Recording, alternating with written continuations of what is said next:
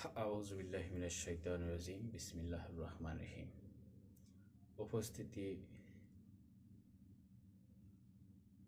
প্রিয় দেশবাসী, আশা করি আপনারা ভালো আছেন। আপনারা জানেন বিগত রাজনৈতিক যে অবস্থা চলতেছে, এটা একটা পায়ে পা দিয়ে ঝগড়া করার মতো একটা পরিস্থিতি হয়ে গেছে।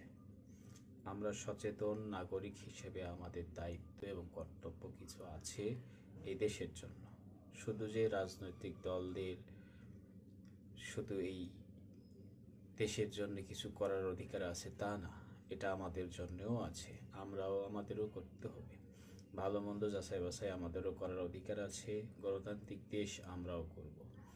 আমি সরকারের প্রতি অনুরোধ করব, বর্তমান প্রধান উপদেষ্টা ডক্টর মোহাম্মদ ইউনূস সাহেবকে আমি অনুরোধ করব যে অনতিবিলম্বে বড় দুই রাজনৈতিক দলের সঙ্গে বসে একটা মীমাংসায় আসুন। কারণ যদি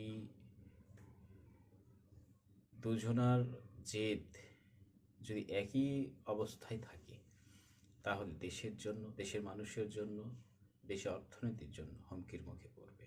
তাই আমি অনুরোধ করব, আপনি একজন বিচক্ষণশীল, আপনি দেশেরই একজন জুলাই যোদ্ধাদের ডাকে সাড়া দিয়ে এবং এই দেশের ভালো এবং ক্লান্তিকর মুহূর্তে আপনি এসে এই দেশের হাল ধরেছেন।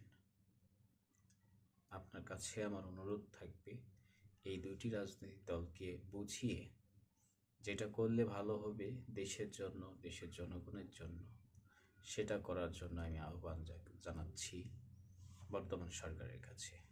আশা করি আপনি এটা আমলে নেবেন জনগণের স্বার্থে, আমাদের স্বার্থে। আসসালামু আলাইকুম ওয়া রাহমাতুল্লাহি ওয়া বারাকাতুহু।